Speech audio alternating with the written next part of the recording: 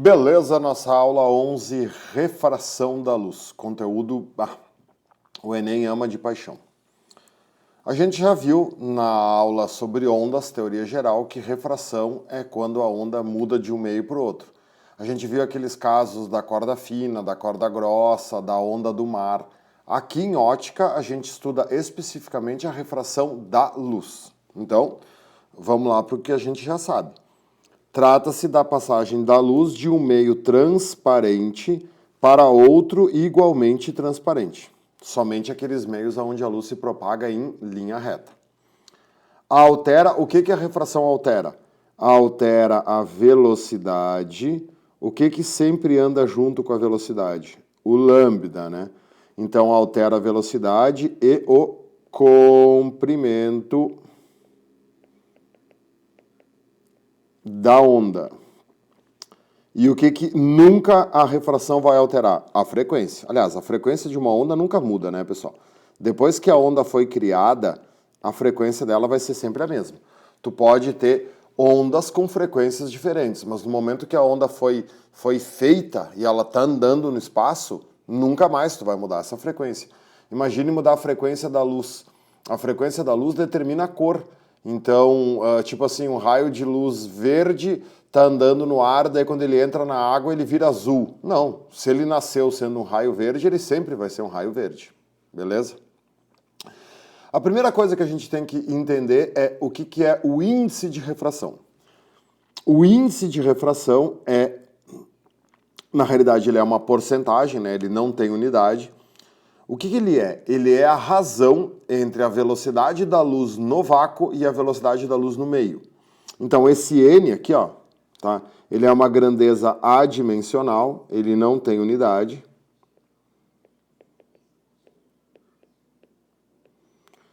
O que é o C? Te lembra do C? C é a velô da luz no vácuo. Anota ali, porque isso aqui... Provavelmente essa seja a constante mais importante da história da física. Quanto vale C? C vale 300.000 quilômetros por segundo em unidades usuais. Ó, não vai confundir isso depois com a velocidade do som. 300.000 quilômetros por segundo. Para te ter uma ideia, isso são 7 voltas ao redor da Terra por segundo. Em 1 segundo, a luz daria 7 voltas ao redor da Terra. É um absurdo essa velocidade. Essa velocidade é a maior velocidade possível no universo. Nada pode ser mais veloz do que a luz no vácuo. E no sistema internacional, ela vale 3 vezes 10 na 8 metros por segundo. Tá? É bom deixar os dois valores conscientes. E o que é o V? O V é a velô da luz no meio que tu vai trabalhar. Velô da luz no meio. Por que é uma grandeza adimensional? Por que ela não tem unidade? Porque tu está dividindo duas unidades iguais, então elas se cancelam.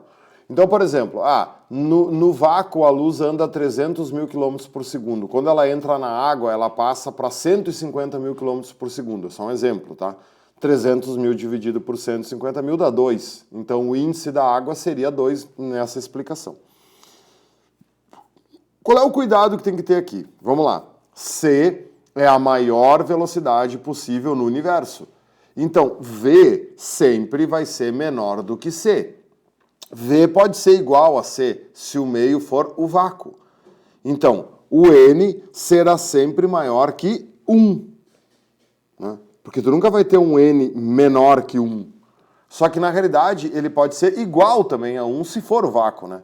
E aí, o que acontece? Pode botar aqui, ó, maior ou igual. Por que pode ser maior ou igual, tá? No ensino médio, quando a luz passa do vácuo para o ar, ela sofre uma mudança de velocidade, ela diminui de velocidade. Mas essa diminuição é tão pequena que é desprezível, tá?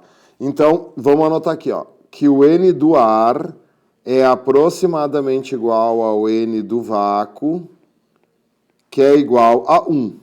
Então, esse é o menor N que existe. Porque nunca vai existir um N menor que 1. Então, quanto é que vale o N da água? 1,5, 1,2, 1,3. Na realidade, gurizada, o índice de refração, ele tem tudo a ver com a densidade do meio. Quanto mais denso for o meio, né, mais ele vai atrapalhar a passagem da luz por esse meio. Pensa comigo, qual é o meio transparente e homogêneo mais conhecido, assim? Um meio transparente e homogêneo mais denso que tu possa pensar agora? O diamante. O diamante provavelmente seja o meio transparente e homogêneo, isto é, onde a luz se propaga em linha reta, mais denso que tem. Tem diamantes que o N chega muito perto de 3. O N é 2,7, 2,8. Vamos supor um diamante que o N é 3. Significa que dentro desse diamante a luz está andando a quanto? A 100 mil quilômetros por segundo, né? Porque tu divide 300 mil por 100 mil e aí vai dar os 3. Entenderam? Eu até coloquei aqui, ó. Eu vou dar uma subidinha aqui, ó. Um meio é tanto mais refringente quanto menor for a velocidade da luz nesse meio. Então, quanto mais lenta for a luz no meio, maior é o índice de refração do meio. É só olhar para a fórmula ali, né, pessoal? N igual a C sobre V. Então, é claro que o N e o V são inversamente proporcionais. Quanto mais lenta for a luz nesse meio, maior é o índice de refração do meio. Quanto maior for o índice de refração do meio, mais denso o meio é, tá? Associe índice de refração com densidade do meio. E aí nós vamos para os dois exemplos da refração. Quando o N1 é maior que o N2 e o contrário, ó, quando o N1 é maior que o N2. Então qual é que é o primeiro exemplo? O primeiro exemplo é o clássico. Quando tu vai do ar para a água. Imaginem um lago, né, a superfície do mar, uma poça d'água, um copo com água. A luz ela está andando no ar e ela vai entrar dentro da água. A gente sempre traça, né, em ótica, tu já te acostumou, uma linha que cruza a superfície no ângulo de 90 graus. Que linha que é essa? A normal. Por convenção, o ângulo é sempre medido com a normal. Então vamos lá, pega o lápis aí, a caneta, ó. Um raio de luz vem, diagonal, inclinado. Aqui vai ter um ângulo, né? Como é que é o nome desse ângulo? I, ângulo de incidência. Se isso fosse um espelho, o que ele faria? Ele se refletiria. Agora ele vai se refratar. Ele vai entrar na água. Só que essa aqui, ó, seria a trajetória do raio se os índices de refrações do ar e da água fossem iguais. Vão ter perguntas sobre isso, tá? Quando dois meios têm o mesmo índice de refração, na realidade eles são a mesma coisa. Então a luz atravessa eles sem sofrer desvio nenhum. O desvio acontece quando os índices são diferentes. Então, o que tem que saber aqui, ó? O raio vai se aproximar da normal. Ele vai fazer um desvio se aproximando da normal. Aqui tu vai ter o R, né? Antes o R era o ângulo de reflexão. Agora esse R vai ser o ângulo de refração. Então qual é a primeira coisa que a gente pode observar aqui, tá? Eles vão pedir para vocês uma série de coisas. Claro que eu já botei aqui no título, ó, que o N1 é menor do que o N2, tá? Porque tu foi do ar para a água, né? Te lembra que o N do ar é 1 e 1 é o menor N que existe. Então qualquer outro meio comparável com o ar vai ser sempre menor. Então olha só, eu vou repetir isso aqui, tá? N1 sobre N2, tá? Que mais que ele pode pedir? E ele vai pedir. O N1 sobre o N2, a velocidade no meio 1 com a velocidade no meio 2, o lambda no meio 1 com o lambda no meio 2, o ângulo de incidência comparado com o ângulo de refração, a frequência no meio 1, a frequência no meio 2 e o I no meio 1 e o I no meio 2. Depois eu vou falar desse I com mais calma. Tá, então o N eu já sei, né? O N1 é menor que o N2. Tá, e daí o que a gente viu antes? Cara, velocidade é inversamente proporcional ao índice. Por que a água tem mais N? Porque quando a luz entrou na água, ela diminuiu de velocidade. Então a velocidade da luz é maior no ar, no meio 1. Velocidade e lambda são diretamente proporcionais, né? Na fórmula quem vê, lambe com frequência. Se tu mantém a frequência, aonde tu tem mais N é porque a luz, né? Tu tem mais N, tu tem menos V, então a luz tem que ser mais comprida. Então velocidade e lambda se acompanham. E o ângulo também, tá vendo? Tudo é inversamente proporcional ao lambda, ao índice de refração, desculpem. O índice 2 é maior, tá vendo? Se o índice 2 é maior, a velocidade 1 é maior, o lambda 1 é maior, o ângulo de incidência é maior que o de refração. As frequências são sempre iguais, cuidado, não tem alteração de frequência. E o que é o I? O que é esse I? Deixa anotado aqui, ó, no cantinho do livro. Ó. O I é intensidade. O que é intensidade? É a força da onda. A gente vai ver depois, tá? A gente vai até aprender a fórmula da intensidade. O que tu tem que saber? Sempre que tem uma refração, a onda perde força. Por quê?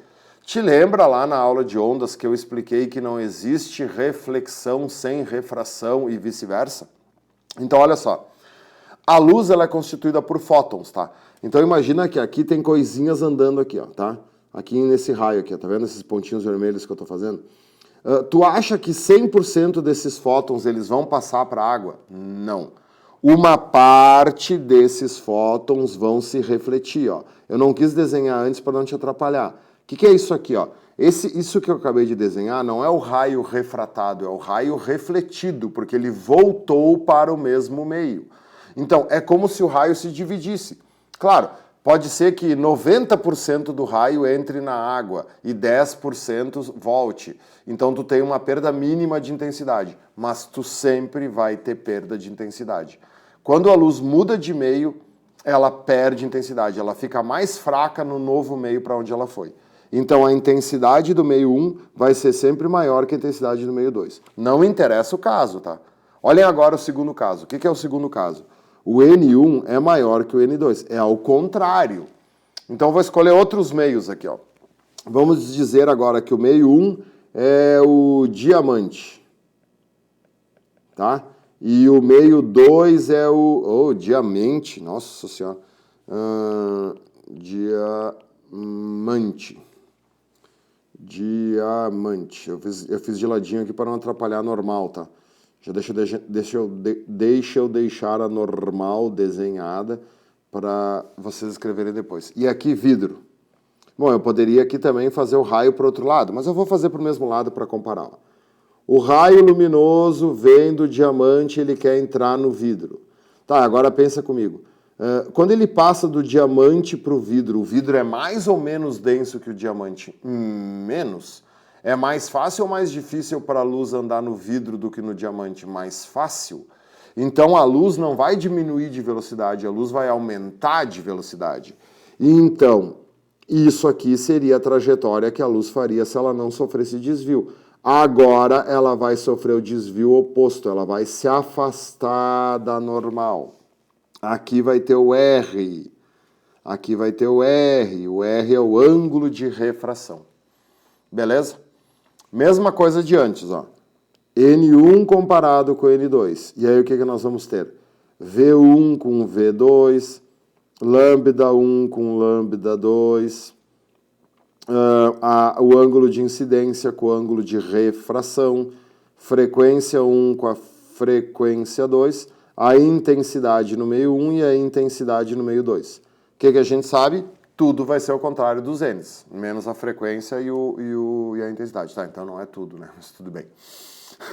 Agora, ó, o N1 é maior do que o N2, o diamante é mais duro do que o vidro. Então, o V2 é maior, a luz vai ser mais rápida no vidro, ela vai ser mais comprida no vidro e o ângulo de refração é maior que o de incidência. As frequências são sempre iguais. E a intensidade? A intensidade diminui, tá? A intensidade da luz na refração é sempre maior no meio 1, porque uma parte desse raio luminoso vai tentar entrar para o vidro, não vai conseguir, sempre vai ter uma parte aqui que vai ser refletido. Não existe refração sem reflexão. Cuidado com isso. Beleza? E aí vem a famosa lei de Snell. O que diz a lei de Snell? Tu tá vendo aqui que o índice de refração e o ângulo são inversamente proporcionais, né? Ó, quando o índice, vamos lá, quando o índice aumentou, o ângulo diminuiu, né? Quando o índice diminuiu, o ângulo aumentou. Então isso é comparável com o seno. Quanto maior o ângulo, maior o seno, né? Cosseno é o contrário. Então o Snell percebeu, né? Isso aqui é pura geometria, né? Não te esquece que a gente está ainda dentro de ótica geométrica. Eu não vou ficar deduzindo a fórmula aqui para vocês, tá? Porque é só para poluir, né? Não cai isso para vocês.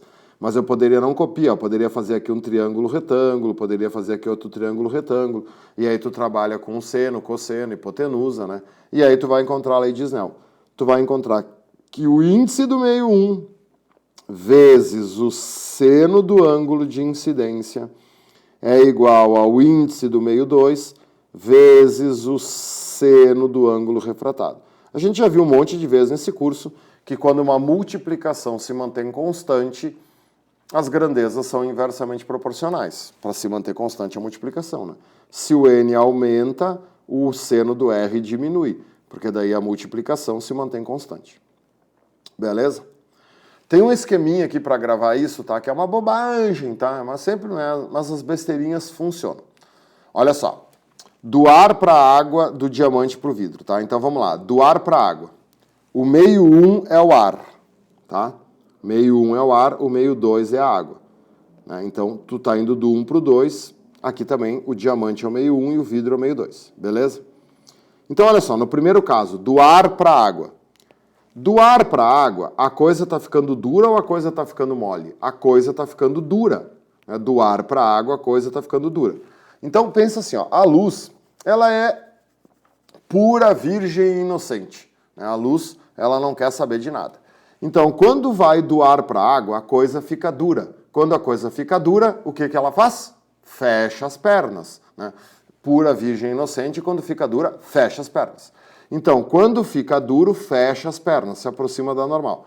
Do diamante para o vidro, fica mole, né, pessoal? E aí, coisa mole, né? Ninguém tem medo de coisa mole, né? Então, coisa mole, relaxa e abre as pernas. Então, quando fica duro, fecha a perna. Quando fica mole, abre a perna. Isso é bem importante, tá? Porque tem um monte de questões, principalmente da URGS, que é só o desenho. Então, se tu te atrapalhar na hora esse negócio do abre a perna, fecha a perna, dá tilt, tá? Então, quando fica duro, fecha a perna, ó, não vai te confundir. Quando fica mole, abre a perna. O que mais que eu queria falar para vocês aqui antes de seguir adiante, tá? Não associem refração com o desvio. Ah, refração é quando a luz sofre esse desvio. Não. Refração é quando a luz muda de meio. O desvio pode ou não acontecer. Como assim, professor? Olha só. Faz aqui no cantinho, ó. Acho que tem espaço aí no canto do teu livro aqui. Eu vou fazer aqui no cantinho aqui da mesma tela, tá? Vamos botar de título aqui, ó. Não precisa ser um desenho grande, tá? É bem simples de entender, ó. Refração sem desvio. Se não tiver espaço aí, pega aqueles post-it, né? Faz um post-itzinho e cola aí. Aqui, ó. Ar, água, tá? Bem simples, ó. Anormal. O que tu acha que aconteceria se a luz viesse em cima da normal? Cara, se a luz viesse em cima da normal, o ângulo de incidência vale 0. Não vai me dizer que o ângulo de incidência é 90, né? Te lembra que o ângulo é sempre medido com a normal. Então, se o raio está em cima da normal, quando o raio está em cima da normal, a gente chama de incidência perpendicular, porque ela está incidindo perpendicularmente à superfície, mas o ângulo não é medido com a superfície. O que esse raio vai fazer? Ele vai passar reto. Se o ângulo de incidência vale 0, o ângulo de refração vale 0. E aí tem questões que vão te pedir assim, ó, este raio refratou-se. Aí tem gente que diz assim, ó, não refratou, porque não sofreu desvio. Claro que ele refratou. Esse raio vai mudar de meio, esse raio vai mudar de velocidade, esse raio vai mudar de comprimento de onda, esse raio vai perder intensidade, porque uma parte desse raio vai voltar para o ar. Então, a refração não é o desvio, a refração é mudar de meio, é mudar de velocidade, é mudar de comprimento de onda, tá? Então, a refração pode ocorrer com desvio ou sem desvio, isso é bem importante. A partir de agora, nós vamos estudar um monte de fenômenos que ocorrem por causa da refração. A refração, ela é mega importante no nosso dia a dia, tá? Por isso que o Enem, a URGS cobram tanto. Eu acho que cai mais, no Enem eu tenho certeza, tá? Cai mais refração do que espelhos. O Enem não gosta muito de espelhos, ele gosta mais de refração e de lentes. A URGS que curte um espelhinho, mas cai muita refração na URGS também. Primeiro fenômeno, a dispersão da luz branca. Vamos se lembrar que a luz branca é uma luz policromática, né? Deixa anotado aqui que a luz branca é policromática. Dentro da luz branca existem as 7 cores, né, fundamentais. O que nós temos aqui? O famoso prisma, aonde a luz se divide. Essa figura aqui é um triângulo de vidro, é um prisma de vidro, aonde a luz branca passa por esse prisma e se decompõe nas suas 7 cores principais, formando o arco-íris. Todo mundo já viu isso, né? Dá para fazer isso até com gotículas de água na mangueira do jardim. Claro que no arco-íris, né, quando acontece o arco-íris, é isso que acontece também. A dispersão da luz branca é a causadora do arco-íris. Cuidado que a dispersão não é a causadora na bolha de sabão, nas cores da bolha de sabão. A gente já viu isso, né? As cores na bolha de sabão e as cores num CD se chama iridescência, é interferência de película fina, é por causa da interferência. A refração é o arco-íris, que provoca a dispersão da luz branca. E aí o que acontece? Olha só, eu não sei se tu viu lá em cima, mas se tu não viu, eu vou voltar lá para cima para te chamar a atenção disso. Tu chegou a ver o título aqui, ó? Olha o que eu fiz, tá? Vamos voltar lá para o índice de refração, ó. Essa frase aqui, ó. O índice de refração absoluto para determinada luz monocromática. E eu coloquei luz monocromática em vermelho. Gente, cada cor tem um índice de refração. O índice do vermelho, né? O índice do vermelho na água é diferente do azul, que é diferente do verde, que é diferente do amarelo e assim sucessivamente. E aí, gurizada, as questões cobram isso aqui de cor, tá? O vermelho sempre vai ser a cor que sofre menos desvio, porque o índice de refração dele é menor. O violeta é a cor que sofre mais desvio. Então a ordem das cores, que tu já sabia de cor, né? Aquele vamos lamber a véia de baixo para cima e de cima para baixo. O vermelho, o laranja, o amarelo, o verde, o azul, o lilás e o violeta é a ordem dos índices de refração. E a ordem dos índices de refração acaba sendo a ordem dos desvios. Então, pode fazer uma flechinha aqui, ó. Vamos crescer aqui para baixo na direção do violeta. Isso é o N, né? E isso também é o D. Esse D aqui é o desvio. Então, o vermelho tem pouco índice de refração, então ele desvia pouco comparado ao violeta. Todo mundo aí tá vendo, né? Essa trajetória aqui seria a trajetória se ninguém sofresse desvio. Então, todas as 7 cores desviaram. O vermelho desvia pouco, o violeta desvia muito. Isso tem que decorar, tá, pessoal? Não tem o que fazer, as questões cobram isso decorado. E eu coloquei aqui também o caminho que a luz faz dentro de uma gota de chuva para fazer o arco-íris, tá? Tu vai ver que depois eu vou voltar aqui e falar sobre isso, porque para entender isso aqui, tem que entender um conteúdo que a gente vai ver na próxima folha, que é uma coisa chamada ângulo limite. Mas o que eu quero que tu observe agora? Olha só. Olha como é difícil de acontecer o arco-íris, ó. O que é isso aqui? É a luz branca, tá vendo? Essa é a luz branca. A luz branca vem, ela entra na água, né? Para quem não identificou, essa esfera é uma gota de água. Então a gente já pode deixar escrito o seguinte, né? Fora da esfera nós temos ar, dentro dessa esfera nós temos água, é uma gota de água. Então olha só, a luz branca ela entra e ela começa, tá vendo que as cores aqui elas começam a se separar, mas de maneira bem, né, fraca. Se essa luz saísse agora da gota, não formaria o arco-íris, tá? Ela tem que sofrer uma coisa nesse ponto chamada reflexão total, que tu já vai entender por que isso acontece. Aí ela tem que voltar, e aí tá vendo, ó, que nessa volta ela vai se separando, e aí aqui ocorre a dispersão, né? Nessa saída aqui, ela se separa nas suas 7 cores. É por isso que a gente não consegue fazer a dispersão da luz branca com uma lâmina fina de vidro. Por que tem que ser um prisma? Porque no prisma, essas duas faces aqui, elas estão bastante distantes, né? Então, dá tempo da luz se separar. Se for uma lâmina de vidro muito fina, né, nas janelas das nossas casas não forma arco-íris, é difícil tu ver formando arco-íris. Por quê? Porque é uma lâmina fininha de vidro. Quem tem janela de vidro duplo em casa, às vezes pode notar que no início da manhã ou no final da tarde, que é quando o raio solar percorre uma distância maior, às vezes no vidro duplo forma um arco-íris no chão. mas isso só acontece porque a luz está passando por uma camada muito espessa de vidro e aí deu tempo das cores se separarem, tá? Por isso que se a lâmina de vidro for muito fininha, tu não consegue ver essa separação. Beleza? Essa parte inicial é fácil, mas é super importante, tá? Para tudo que a gente vai ver a seguir. Beleza? Próxima página, a gente vai ver os outros fenômenos. Beleza, olha só. A refração, ela produz uma série de fenômenos que estão no nosso dia a dia. O primeiro deles que a gente vai estudar é o dióptro plano. Tu já deve ter notado que a água funciona como uma lente de aumento, né? Quando tu bota um copo com água e tu bota um lápis atravessando o copo, parece que o lápis fica quebrado na superfície dele, né? Olha aí, quer ver? Então, olha aí, ó. Né? Se tu olhar a parte da caneta fora da água comparado com a parte da caneta dentro da água, tu tá vendo que dentro da água a caneta aumentou de espessura. Aproximadamente ela está aumentando 1/3 da espessura que ela tem fora da água. Então a água funciona como uma lente de aumento. O que uma lente de aumento faz? Ela aproxima o objeto do observador. Então, parece que a caneta ficou maior porque ela está aproximando do observador, ela está aproximando a imagem do teu olho.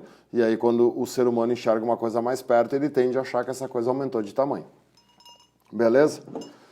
Então, olhem só. Se vocês digitarem no Google dióptro plano, essa imagem que está aqui no livro vai ser a primeira imagem que vai aparecer. Eu botei ela de propósito porque um monte de livros trazem essa imagem. Então, tu olha que aqui está o peixinho, e aí o raio luminoso sofre o desvio, e aí a imagem do peixinho fica aqui onde está a mão da menina. Então, para a menina, parece que o peixe está mais raso, parece que o peixe está mais perto da superfície. Então, ela enxerga o peixe mais perto dela, né? Porque o peixe não está tão fundo. Então, ela tem a tendência de achar que esse peixe é maior do que ele é, porque ela está enxergando o peixe mais perto dela. Só que observem que esse desenho tem um erro gigantesco. Qual é o erro desse desenho? Olha a flechinha aqui do raio luminoso. O raio luminoso está saindo do olho da menina e indo para o peixe, né? É impossível explicar o dióptro plano com esse raio desse jeito. Então vocês notem como às vezes é perigoso estudar por imagens da internet. Vamos corrigir isso, tá? Por favor. Mudem, é só mudar o sentido da flechinha aí, né? O observador, ele não emite raio, o observador recebe raio, né, pessoal? Tudo que a gente enxerga é por reflexão. Por que esse peixinho é um peixinho dourado? Porque ele reflete a luz dourada, a gente enxerga a luz que ele reflete. E aí eu deixei esse espaço em branco para a gente desenhar o nosso dióptro plano. Então olha aqui, ó. Vamos desenhar o nosso dióptro plano. Vamos fazer ar, água. Vamos fazer o contrário do que está aí, tá? Até para te aprender a desenhar para os dois lados. Então vamos fazer um peixinho dourado aqui assim. Ó, o peixinho está aqui, nadando, feliz, faceiro. Tá, e aí o que acontece? O raio luminoso vai sair do peixinho dourado. O que tu tá vendo aqui, ó? Tu nunca pode fazer esse desenho de dióptro plano se o raio sair na perpendicular, porque daí não tem desvio, tá? Cuidado, o dióptro plano ele não é causado pela refração, ele é causado pela refração com desvio. Se não tiver o desvio, tu não vê o dióptro plano. Aqui no caso do copo, tá? Se vocês pegarem o copo e olharem ele assim, vocês vão ver que tu não consegue ver que a caneta tá mais grossa, tá? Faz esse teste em casa, olha assim, ó. Porque se tu olhar ele assim, se tu olhar de cima para baixo, o raio vai vir reto pro teu olho e aí ele não vai sofrer desvio. Por isso que por isso que para fazer o dióptro plano, primeiro tu desenha o objeto e aí tu faz um raio saindo na diagonal do objeto. Como é que é o nome do bagulhinho aqui, né? Normal. Tá, e aí vamos lá. Essa aqui seria a trajetória do raio se ele não sofresse desvio, beleza? Da água para o ar, a coisa fica mole ou fica dura? Da água para o ar, a coisa fica mole. Quando fica mole, abre as pernas. Então o raio vai se afastar da normal, ele faz isso aqui, ó. E aí a última coisa que tu desenha é o observador, ó. O observador está aqui, ó, recebendo esse raio. Então, para o observador, a imagem do peixe vai estar no prolongamento desse raio. O peixe vai estar aqui assim, ó. O peixe vai estar mais para o raso, né? Este aqui é o nosso objeto. O peixe é o nosso objeto. E essa aqui é a nossa imagem. Claro que aqui eu fiz bem exagerado, né? Para te poder entender bem, né? Um desenho didático. O que essa imagem é? Essa imagem é direita ou invertida? Direita, né, pessoal? Ninguém vê o peixe de cabeça para baixo dentro da água, né? A caneta ali não virou de cabeça para baixo. Então essa imagem é direita. O que a gente aprendeu? Toda a imagem direita é uma imagem virtual. Então essa imagem ela é direita e ela é virtual. Aí o que acontece? Ó? A profundidade do objeto, tá? A profundidade do peixe, a gente vai chamar de DO, vai chamar de distância da imagem. A profundidade da imagem a gente chama de DI, distância da imagem. E aí, claro, desculpe, que isso aqui vai ser uma junção da lei de Snell, aquela do N1 vezes o seno do I, daí o que é seno? Cateto oposto, sobre hipotenusa, aqui formaram vários triângulos. De novo, eu não vou ensinar a deduzir a fórmula porque realmente não precisa. A fórmula diz que o índice de refração do observador sobre o índice do objeto é igual à distância da imagem sobre a distância do objeto. Eu já vi essa fórmula cair em provas, mas eles deram a fórmula, tá? Eu nunca vi nesses quase 30 anos que eu tô... Tá, 30 não, né? 16. Nesses 16 anos que eu tô dando... 16, meu Deus do céu. Nossa, tá difícil de fazer o cálculo, tá? 24. Nesses 24 anos que eu estou dando aula de cursinho, eu nunca vi uma prova cobrar essa fórmula decorada, tá? Quando caiu, eles deram a fórmula. Então, o N do observador sobre o N do objeto é igual à distância da imagem sobre a distância do objeto. 99% das questões de dióptro plano são teóricas, tá? Não precisa saber a fórmula. Só cuida com esse negócio da incidência perpendicular, tá? Aqui do lado tem a esquema aqui para fazer o mesmo desenho, ó, de antes. Se tu tiver o mesmo desenho e aí tu tiver o peixinho aqui e tu olhar de cima o peixinho, o raio fizer assim, ó, esse raio não vai sofrer desvio, não vai ter desvio. E aí o observador vai estar aqui, né? Vai estar olhando de cima para baixo. Então, nesse caso aqui, o cara vai ver o peixe exatamente onde o peixe está. Foi isso que os índios da Amazônia descobriram. Os índios da Amazônia, tem uma questão no Enem até sobre isso, eles não pescam peixe, eles caçam peixe com arco e flecha. Quando o rio é bem limpo, eles enxergam os peixes, eles esperam os peixes estar mais no raso e eles dão uma flechada. Aí o Enem pede se eles tinham que mirar abaixo ou acima de onde eles enxergavam o peixe. Tinha que mirar acima de onde eles enxergavam, tinha que mirar abaixo de onde eles enxergavam o peixe, porque eles viam o peixe mais para o raso e na realidade o peixe estava mais para o fundo. Então tu sempre mira a flecha abaixo de onde tu está vendo o peixe. Qual era o jeito para evitar isso? Eles vão andando de canoa, daí eles, em vez de ficar na margem dando flechada com o peixe no rio, eles pegam uma canoa e vão remando sem fazer barulho e esperam os peixes ficar bem perto da canoa. Daí eles tentam atirar a flecha de cima para baixo, né? Inclinam o corpo na canoa, eles usam aquelas canoas bem fininhas e aí eles tentam sempre flechar de cima para baixo. Porque daí eles enxergam o peixe exatamente onde o peixe está e aí fica bem mais fácil de arrumar o café da manhã, o almoço e a janta. Beleza? Esse é o dióptro plano. O ângulo limite provavelmente seja a coisa mais importante desta aula 11, tá? Porque a partir do ângulo limite a gente entende fibra ótica, que cai um monte em provas, a gente entende miragem, a gente entende o inverso da miragem, que é uma coisa chamada fata morgana. Então tudo vem do ângulo limite, tá?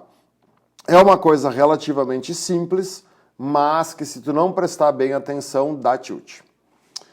O ângulo limite, olhem a definição. O ângulo limite é o maior valor possível para o ângulo de refração. É o maior valor que o ângulo de refração pode ter.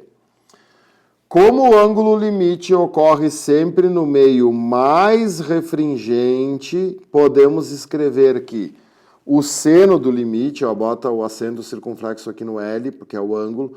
O seno do ângulo limite é o n menor dividido pelo n maior. Essa fórmula cai direto em prova, tá? Essa tem que saber de cor.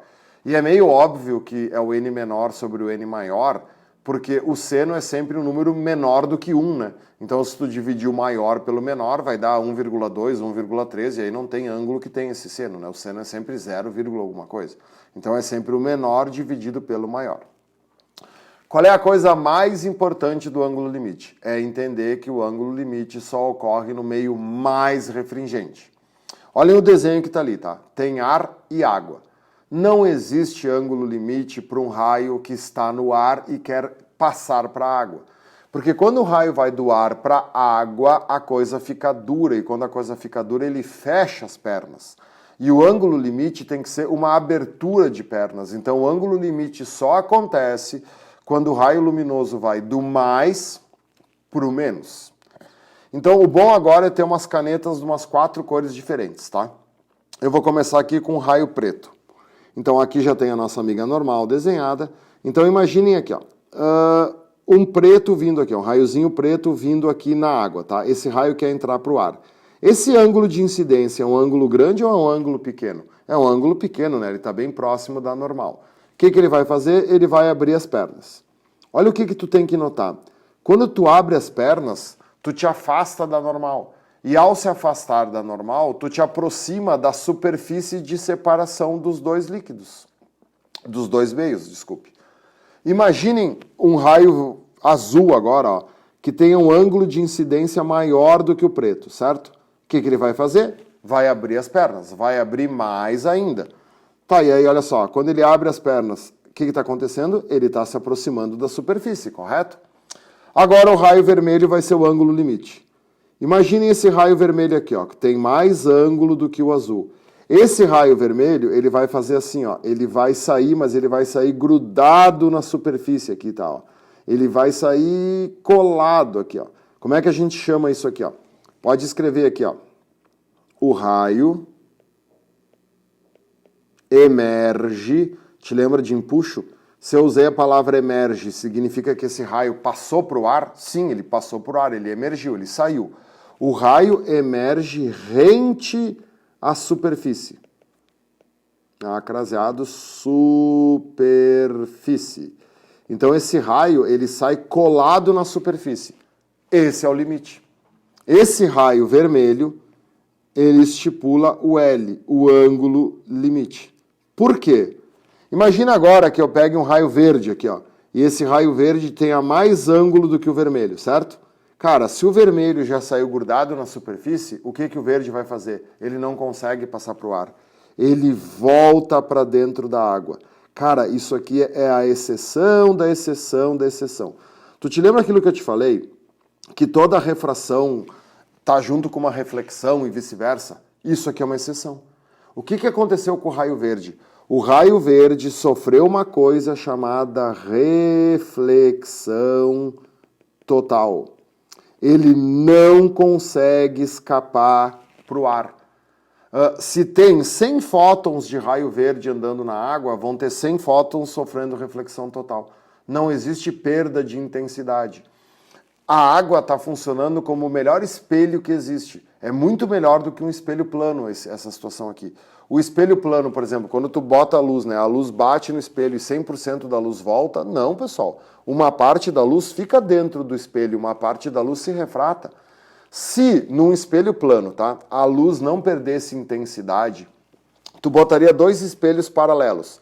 Tu pegaria um raio laser, aquelas canetinhas laser, e dispararia entre os 2 espelhos, e o laser ficaria indo e voltando eternamente ali. E quando tu dispara um laser ali, tu vê que quando tu desliga a lanterna, o laser já some. Porque cada vez que ele bate no espelho, ele perde intensidade. Tipo, o raio bate e ele volta. Quando ele volta com 99% dos fótons que ele tinha. Tá, e daí? Com a velocidade da luz, ela vai fazer isso milhões de vezes por segundo. Se cada vez que ela bate, ela perde fóton, em uma fração de segundo a luz some. Só que aqui não.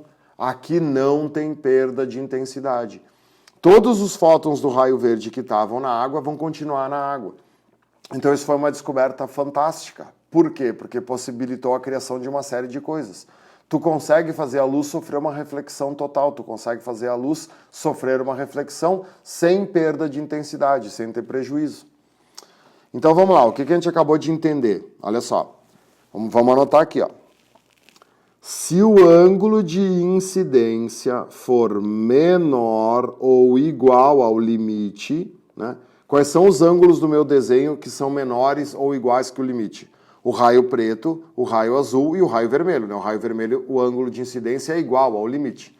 Nesse caso, o que eles sofreram? Eles sofreram refração. Eles voltam, eles passam para o ar. Claro, pessoal, que daí, né, eu vou até deixar anotado aqui, ó, refração e reflexão, tá? Porque não existe refração sem reflexão, te lembra, né? Esse raio preto aqui, ó, 100% do raio preto vai para o ar? Não, uma parte do raio preto vai bater e vai voltar aqui, né? Só que ele se dividiu em dois, uma parte refratou, uma parte refletiu. Então, geralmente a gente escreve só refração porque não interessa a parte refletida, mas uma parte dele se refletiu. Pode ser que essa parte refletida do raio preto seja 1% do raio, mas uma parte refletiu. Agora, o raio verde não. O que acontece com o raio verde? O ângulo de incidência é maior do que o limite. Aí não é maior igual, tem que ser maior. Se o ângulo de incidência for maior que o limite, ele sofre o famoso fenômeno da reflexão total.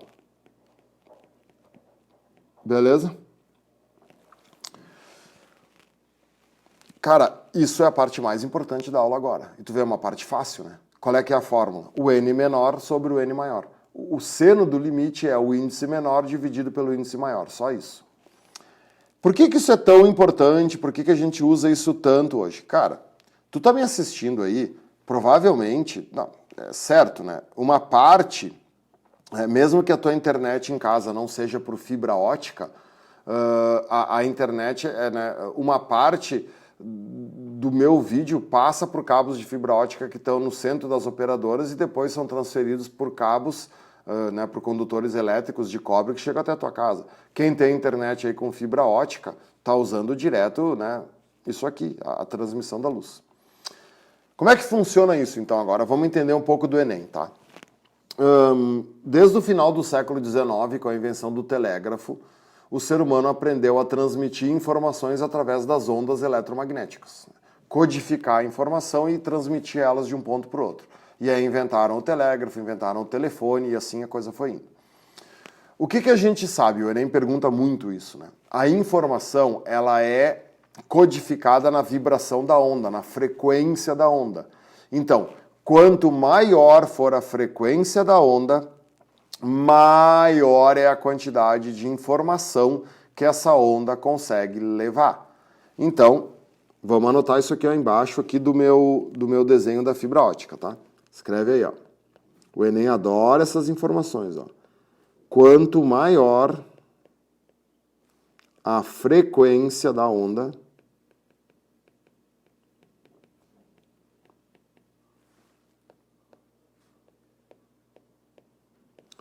mais informação ela transporta.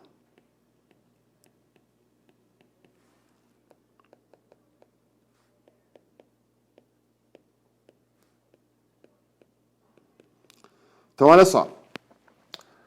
Se vocês pegarem o CD de música, ou o DVD, que já está em desuso, né? A gente já está parando de usar, porque hoje é tudo pela internet. Quando vocês ligam o CD ou ligam o DVD, se vocês forem lá no aparelho, tá? Vocês já viram que tem uma portinha que tem uma molinha que abre e fecha, né? Se tu pegar um lápis e empurrar aquela portinha, que dá para fazer isso, tu vai ver que ele vai estar brilhando vermelho embaixo. O CD e o DVD, eles usam laser vermelho. O que tem no mercado que a internet acabou derrubando, mas que era para substituir o DVD e o CD? O Blu-ray. O que é o Blu-ray? É raio azul. Cara, porque, né, uma mídia de CD, né, daquele tamanho normal, de DVD, que é o que mais cabe, é 7.5 GB ou 7.8 GB, uma coisa assim. O Blu-ray cabe 25 GB de informação no mesmo tamanho. Por quê? Porque a luz azul tem mais frequência. Como ela tem mais frequência, ela carrega mais informação, então tu consegue botar mais coisa no mesmo espaço. Então, olha só, espectro eletromagnético, né? Vamos se lembrar. Onda de rádio, micro-ondas, infravermelho, luz visível, ultravioleta, raio-x, raio gama. Beleza. O que é importante tu saber agora? Ultravioleta, raio-x e raio gama nunca vão ser usados para transmitir informação. Por quê? Porque essas ondas são danosas para nós, né? São as radiações ionizantes, né? Olha aqui, ó. Pode anotar isso aqui embaixo, ó.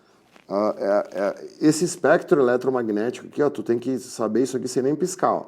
Onda de rádio, micro-ondas, infravermelho, luz visível, ultravioleta, raio-x, raio gama. Essas três aqui, ó, são ionizantes. Por que o ultravioleta nos bronzeia? Porque ele produz uma mutação na nossa célula, que faz a célula produzir mais melanina. Então, o ultravioleta, todo mundo sabe que o sol dá câncer, né? Sol faz bem, faz te produzir vitamina D, mas sol em excesso vai te dar câncer de pele. Vamos fazer o ultravioleta transmitir informação, né? Vamos fazer um Wi-Fi de ultravioleta. Não, porque ele é prejudicial para nós. Então, olhem para as ondas, né? O que vocês se lembram? Isso aqui é um ordenamento de frequência, né? Então, olha só, onda de rádio. A gente usa a onda de rádio para informação? Nossa, né? AM, FM, ondas médias, ondas curtas, VHF, UHF. A gente usa um monte de onda de rádio para transmitir informação. Micro-ondas a gente usa? Claro, os nossos celulares são micro-ondas.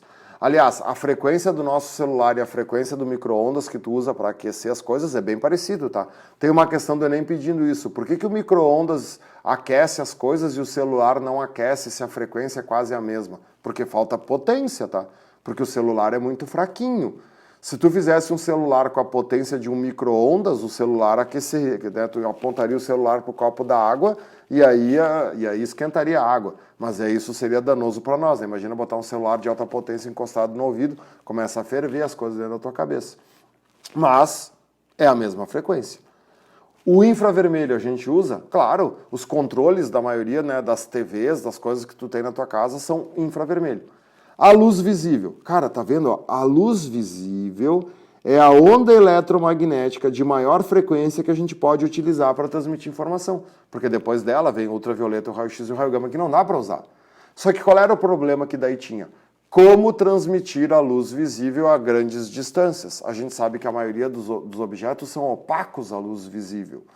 E aí? Eu quero pegar uma informação, codificar ela numa onda eletromagnética e enviar ela para o Japão. Como é que eu faço para um feixe luminoso aqui de Caxias, ou aí de Porto, não sei onde é que tu tá, aqui do Brasil, chegar até o Japão? Cara, eu tenho que ter uma coisa que conduza a luz até o Japão. Com muita ou com pouca perda de intensidade. Pouca, né? Porque senão não chega nada do outro lado. Qual é que foi a primeira ideia que os caras tiveram? Espelho. Olha só, não precisa copiar isso aqui, tá? Mas eu deixei aqui o espaço para copiar outra coisa, tá? Só vou fazer o desenho aqui para te entender primeiro, depois eu faço o desenho oficial. Então não copia ainda, tá? Qual é a primeira ideia que os caras tiveram? Cara, vamos fazer um cano, imaginem um cano, tá? E aí, feito de espelhos, né? O lado interno do cano todo espelhado. Imaginem um tubo e o lado interno do tubo todo espelhado. Aí tu dispara um feixe luminoso aqui, ó, que entre aqui. Ele vai, né, refletir e vai sair lá do outro lado. Sim, mas o que a gente acabou de explicar? O espelho não produz uma reflexão perfeita, não existe isso. Então, cada reflexão dessas existe uma perda de intensidade. Quantas vezes a luz vai se refletir dentro desse cano para chegar até o Japão? Sei lá, bilhões de vezes. O que vai chegar no Japão? Nada. É óbvio que nada. Mas aí os caras descobriram que quando a luz tenta ir do meio mais denso para o meio menos denso, se o ângulo de incidência for maior que o limite, ela sofre uma reflexão total. Ela se reflete sem perda de intensidade. O que se criou? A fibra ótica. A fibra ótica é um sanduíche de dois cristais. Então deixa eu apagar aquilo ali que eu fiz, que não é isso aqui que eu quero que tu desenhe, mas o desenho vai ser bem parecido. A fibra ótica é um sanduíche de dois cristais. Se tu tiver a oportunidade de ver uma fibra ótica, tu vai ver que se tu vê ela cortada, é como se fosse uma bala fine. Sabe quando tu pega uma bala fine que ela é vermelhinha, por, né, aquelas fine compridinha? Quando tu morde ela, ela é vermelhinha por fora e branquinha por dentro. A fibra ótica, ela tem uma casca e ela tem um núcleo. É como se fosse um sanduíche de duas coisas, né? Bem isso aqui, ó. Teria a casca e o núcleo no meio. A luz, ela vai andar só dentro do núcleo. Então, como é que funciona uma fibra ótica? Olha só, é exatamente igual o desenho que eu fiz ali, só que nós vamos fazer assim, então, ó. Quer ver? Ó? Deixa eu aumentar e botar um pouco para cá, que é assim, ó.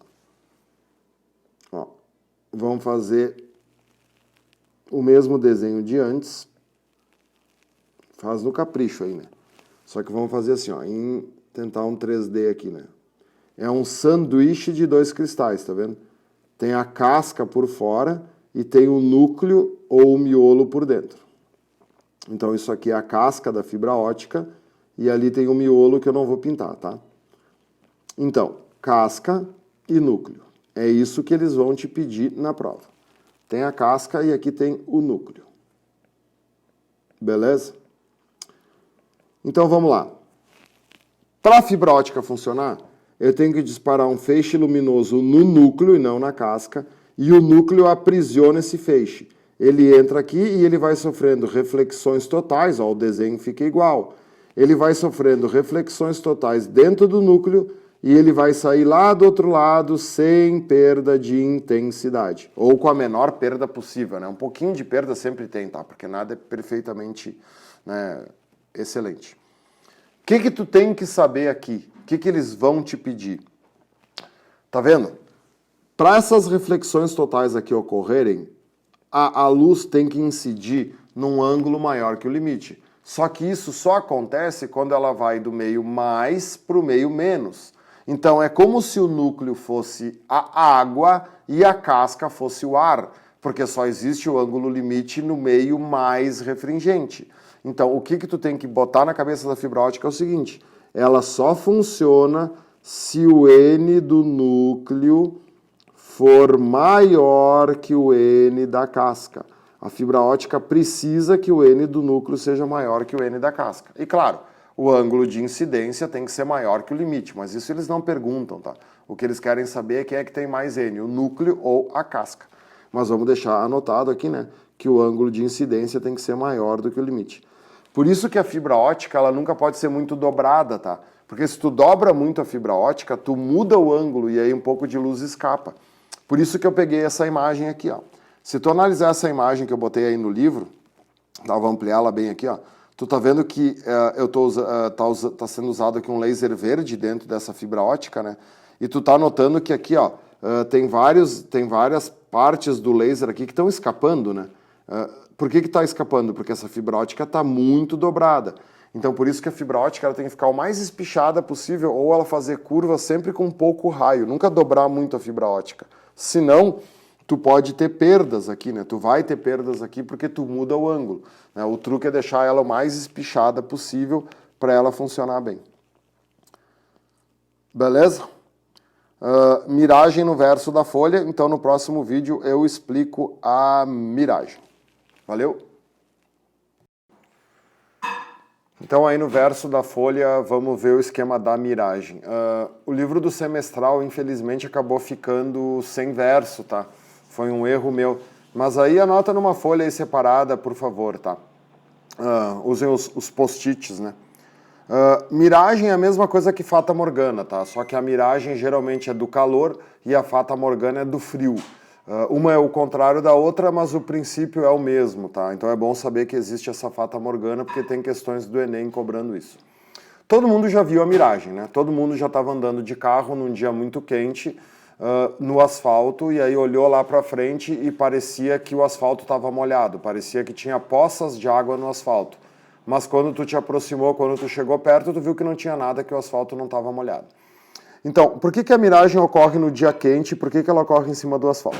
Vamos ver. Pensa comigo, tá? Tu tem uma estrada asfaltada, né? Que cor que é o asfalto? O asfalto é cinza. Por que o asfalto é cinza? Olha só, não copia isso aqui ainda, tá? Só pode fazer o risco da estrada, só. Pessoal, o raio luminoso vem lá do céu, né? Do sol, né? Luz branca, vou fazer aqui amarelo, porque branco não dá para fazer. Ele bate no asfalto. O que o asfalto faz? Absorve todas as cores e reflete o cinza. Tá, e daí tu é um observador, tu enxerga o asfalto como sendo cinza porque é a cor que ele reflete. Só que num dia muito quente, o asfalto ele fica numa temperatura muito maior do que, né, por ser escuro e pelo calor específico dele ser pequeno, ele esquenta muito. Tu nunca vai ver, por exemplo, a formação de uma miragem em cima de um gramado, porque, né, como, né, ali onde tem grama, onde tem plantas, não esquenta tanto que nem no asfalto.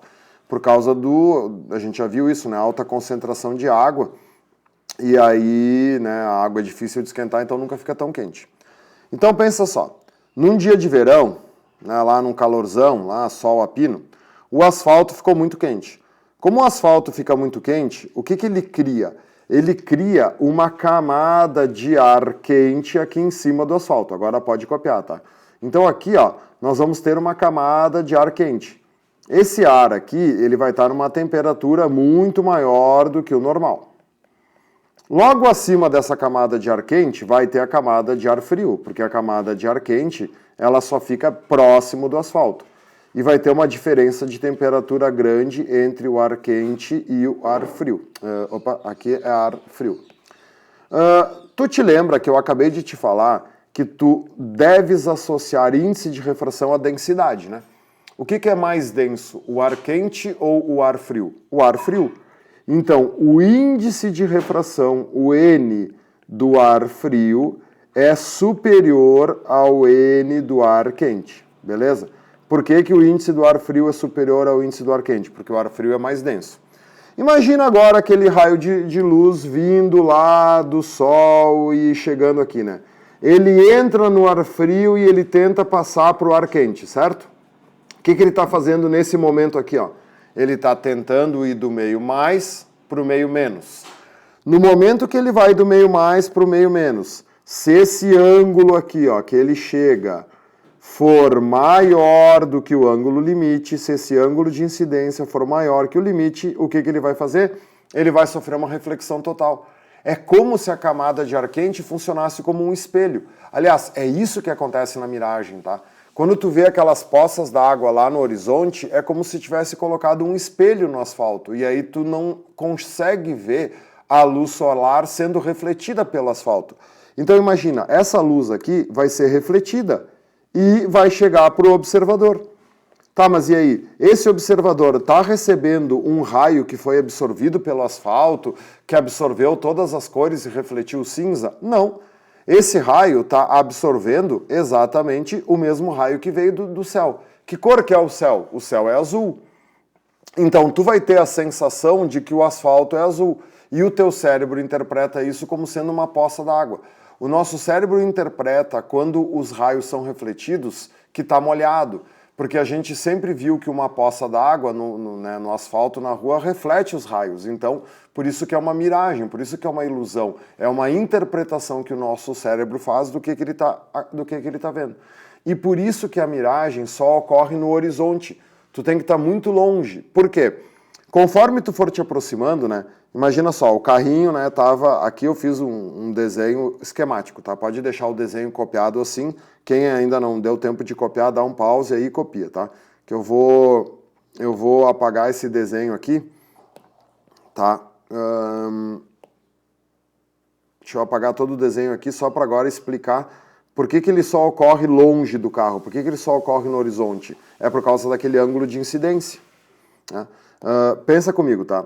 Tu tem um asfalto, aí tu tem o carro vindo aqui, tá? E aí o observador tá dentro do carro ali, né? A gente tá ali sentadinho olhando, certo? Dirigindo. Aí o que acontece? Tem a camada de ar quente aqui, tem a camada de ar frio aqui, né? Como essa diferença de índices de refração não é tão grande, o ângulo de incidência tem que ser um ângulo bem perto, né, da horizontal, ou bem longe da normal aqui, ó. Tu vai ter um ângulo de incidência bem grande aqui, ó, sei lá, um ângulo de incidência de uns 60 graus, mais do que 60. E aí esse raio vai ser refletido e vai vir aqui pro observador, certo? Claro que o desenho aqui não ficou muito bom, não ficaram os ângulos iguais, mas tudo certo, só para entender. Conforme esse cara vai se aproximando, esse raio aqui, né, que ele vai se aproximando da normal, esse raio que vai sendo refletido. E aí esse ângulo de incidência acaba ficando menor do que o limite. E aí esse raio acaba passando e batendo no asfalto, e aí acaba a miragem. E aí ele começa a refletir de novo a luz cinza, que é a luz refletida pelo asfalto, ou a luz preta refletida pelo asfalto. Então por isso que a miragem só ocorre no horizonte. Tu tem que estar longe para que o ângulo de incidência seja grande, e aí o ângulo de incidência sendo grande, ele fica maior do que o limite. Beleza? A Fata Morgana é o contrário, é a miragem causada pelo frio, mas o princípio é o mesmo, tá? Agora volta lá para a primeira folha da teoria e vamos voltar para aquela parte do arco-íris, se lembra? Então olha só, o que acontece com a luz, né? Ela entra aqui. Beleza? Tá vendo que aqui ela é uma luz branca, né? Policromática. Então, o que ela sofreu aqui? Uma refração. Aí, o que eu expliquei? Para ocorrer a dispersão, ela precisa passar um tempo grande dentro da gota. Então, nesse ponto aqui, olha o que acontece. Nesse ponto, ocorre uma reflexão total. Por que ocorre essa reflexão total? Bom, agora a gente já sabe explicar. Porque a luz tenta sair da gota nesse ponto, mas ela está incidindo com um ângulo maior do que o limite. Como ela está na água e ela está tentando nesse ponto ir da água para o ar, pode existir a reflexão total, porque ela está tentando ir do meio mais para o meio menos. Então ela volta, né, ela volta aqui, ó, e aí nesse ponto ela sofre uma refração com dispersão. Então, a dispersão acaba ocorrendo porque ela ficou muito tempo andando dentro da gota e aí deu tempo para 7 cores se separarem. E aí tá vendo ali, né? O vermelho sofre pouco desvio e o violeta sofre muito desvio. Mesma história de sempre. Beleza? E tu vê que o arco-íris só acontece se esse ângulo de entrada e esse ângulo de saída formam 42 graus, né? Não precisa saber isso aqui de cor, é só uma curiosidade. Por isso que o arco-íris ele só acontece em determinadas condições muito específicas, né? Por isso que a gente não fica vendo o arco-íris todos os dias. Uma outra coisa legal que eu quero te mostrar aqui, ó, isso aqui é um adendo, é o famoso plus a mais, ó. Eu já deixei pronto. Ó, caminhos ópticos possíveis dentro de uma gota. Não precisa copiar isso, tá? Só pensar, mas se quiser copiar é bacana. Vocês vão ver que um dos grandes problemas da refração, que a galera se atrapalha, é com a normal. Olhem como física é uma sequência. Tu te lembra que eu acabei de, nos espelhos esféricos, te explicar como é que tu faz a normal numa superfície esférica, né? Então olha o que eu sei. Que se eu tiver o centro da gota, qualquer linha que passar pelo centro da gota e atravessar aqui a superfície da gota, qualquer uma dessas linhas ela é normal à gota, ela forma um ângulo de 90 graus com a superfície da gota. Então pensa só comigo, tá? Quantos caminhos ópticos possíveis a luz pode fazer dentro de uma gota, né? Por isso, né, vou mostrar ali para ti como o arco-íris é difícil de acontecer aquele ângulo de 42. Cara, primeiro caminho óptico possível, tá? Imagine um raio de luz que tá vindo aqui assim, tá? Ó. E aí, o que vai acontecer com esse raio, tá? O prolongamento dele passa pelo centro, beleza? Mano, se um raio de luz está vindo desse jeito que eu desenhei aqui, ó, e o prolongamento dele passa pelo centro, isso aqui é uma incidência perpendicular, né? Porque se tu traçar a normal, essa linha pontilhada aqui que eu fiz é a própria normal. Quanto é que vale o ângulo de incidência aqui? O ângulo de incidência vale 0. Então, olha só, esse raio luminoso ele vai passar por dentro da gota sem sofrer desvio nenhum e vai embora. Aqui não formaria arco-íris, né? Ele ignora a gota, claro, ele vai se refratar, ele vai mudar de velocidade, ele vai mudar de comprimento de onda, ele vai perder intensidade, mas ele não sofre desvio. Então qualquer raio que eu escolher aqui, ó, se eu escolhesse um raio horizontal aqui, ó, e esse raio horizontal passa pelo centro da gota, ele passa sem sofrer desvio. Qualquer raio que vocês escolherem que ele passar pelo centro da gota, ele passa sem sofrer desvio. Tu vai ver que vai ter uma questão da URGS depois aí nos temas bem difícil de entender, que tu vai ter que te lembrar disso aqui que eu acabei de explicar. Qual é que é um outro caminho óptico possível? Então olha só, aqui nós temos o centro da gota, beleza? Tá, um raio luminoso vem reto aqui assim, ó, e bate nesse ponto aqui, ó. O que eu sei? né? Aqui fora é ar, né, pessoal? E aqui dentro é água, beleza? O que ele vai ter que fazer? Ele vai ter que se aproximar da normal, porque a coisa está ficando dura. Como que eu vou medir o ângulo? Pela normal. Então, olha só, se ele bateu nesse ponto aqui e o centro da gota está aqui, ó, o que é essa linha pontilhada que eu estou fazendo? Uma linha que passa pelo centro. Então, essa linha aqui é a normal, concorda? Então, o que eu tenho aqui? Ó? O ângulo de incidência. O que esse cara tem que fazer? Ele tem que fechar as pernas. Então, ele vai se aproximar da normal. Olha, vai fazer isso aqui, ó. Tá, daí ele vai bater aqui, né? Tá, e agora o que ele vai fazer? Agora ele vai se refletir, se refratar. Duas coisas poderiam acontecer agora, né? Ó, se eu fizer aqui, ó, eu tenho outra normal, né? A normal desse ponto aqui, né? E agora aqui eu tenho um outro ângulo de incidência. O que tu viu antes no arco-íris? Se esse ângulo de incidência for maior que o limite, ele sofre uma reflexão total. Mas vamos supor agora que esse ângulo de incidência não é igual ao limite, ele vai refratar, ele vai sair, aí não formaria o arco-íris. Como é que ele vai sair agora? Abrindo as pernas, se afastando da normal. Então ele faria isso aqui, ó. Então tu vê, esse é um caminho óptico possível também. Então um raio luminoso pode fazer qualquer coisa aqui do primeiro desenho, pode fazer isso aqui, e um raio luminoso pode fazer aquele caminho óptico do arco-íris. Como é que é o caminho óptico do arco-íris, então? O raio vem paralelo ao eixo, né? O raio vem lá de qualquer lugar, não precisa ser paralelo, desculpe, nada a ver. Tá, daí ele vai fazer a mesma coisa que ele fez ali, ó. Não vou perder muito tempo aqui, ó. Ele vai vir para cá. Só que no momento que ele bate aqui, né? Aqui até ficou um ângulo pequeno, mas tudo bem, é só para te entender, né? Nesse momento aqui, este ângulo aqui fica maior do que o limite. Então o raio sofre uma reflexão total, ele volta, ele vai bater aqui. E agora aqui ele vai ter que sair, né? Então aqui eu poderia traçar outra normal, ó. E aí o que ele faria? Na saída, ele se afasta da normal, né? Então, só pensa assim, ó, esse seria o caminho se ele não se afastasse, então ele vai se afastar da normal, ele vai fazer assim.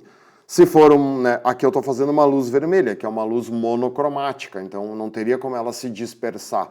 Se fosse uma luz branca, uma luz policromática, aqui nesse momento ela se dispersaria e aí formaria o arco-íris. Então notem quantos caminhos ópticos possíveis existem para a luz fazendo uma gota. Tudo depende de tu saber desenhar normal. Às vezes eles vão fazer semicircunferências.